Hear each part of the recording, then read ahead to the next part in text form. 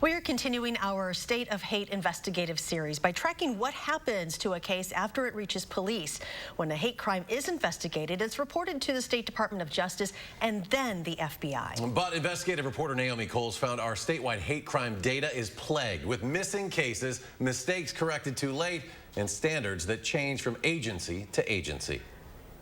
My name is Toshiana. I am a mother of 4. Toshiana Northington's sprained ankle has healed from this attack, charged as a hate crime in Madison last summer. Opened my door and jumped into my car and punched me, choked me. But her and her children have healing left to do. My 5-year-old was having nightmares of it. Madison police have finalized its hate crime numbers from last year. Toshiana's, despite the hate crime charge, isn't one of them.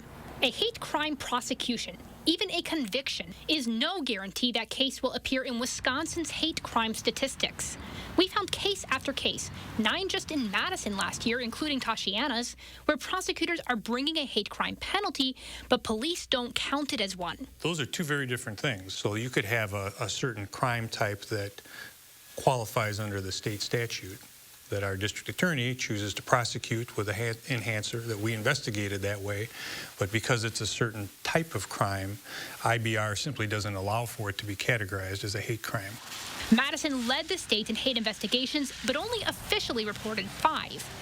More than a dozen others had clear racial indicators in their reports, but even when they went on to be charged as hate crimes, Assistant Chief Vic Wall says they didn't meet the data tracking DOJ and FBI definition. There's always going to be sort of that mismatch for that certain type of crime where you don't have a perfect overlap. That's the reason for many hate investigations that didn't get officially reported. The most important, maybe from a police leadership perspective, is how are we handling these cases? How are we investigating them?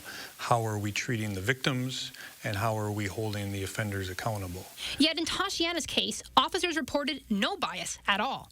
It wasn't fair. It wasn't fair that they didn't write down a proper report. It wasn't fair that they didn't have a good understanding on what happened with the situation. Madison isn't alone. Kenosha reports just one anti-white hate crime for 2020. That's a man accusing black teens of breaking his window while using racial slurs.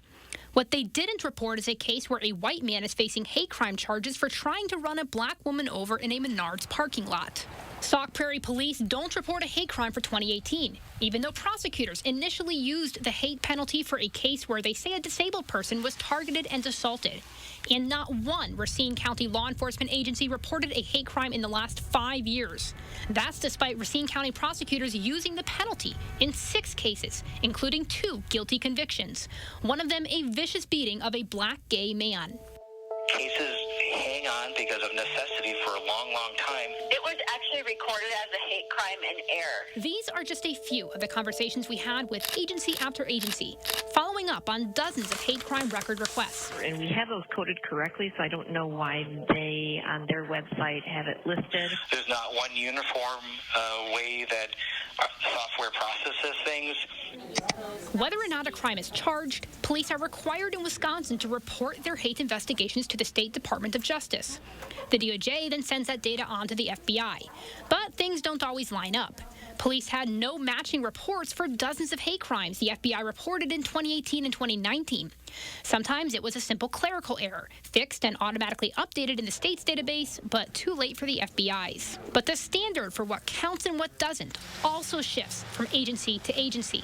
When someone scrawled a racial slur on a school wall in Mayville, the bias tag was removed despite racially charged vandalism representing scores of the state's hate crimes.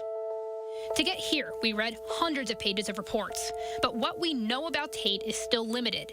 More than 300 Wisconsin agencies never reported a hate crime at all over 5 years, an unlikely figure given the issues we just discussed. They are intended not only to cause harm to the person who's the victim, but to cause concern for a whole community. Attorney General Josh Call says it's a training and funding issue and is one of 35 attorneys general nationwide pushing for a law to provide that. You know, this is one of the reasons that training is so critical. We don't have a great picture, broadly speaking, as to how well each individual officer or agency reports these crimes, but we do have a general sense that nationwide there's underreporting. Madison-based retired U.S. prosecutor John Vodrell says there's another, less tangible factor. It may not be explicit, but it's certainly implicit. perhaps political leadership. You don't want to be a city that reports a lot of hate crimes. And the battle to recognize, investigate, and report hate remains uphill. It hurts my feelings because it makes me feel like they didn't care really. They weren't there for me. There's so much more to this story, and we have it all right now online at Channel 3000 State of Hate.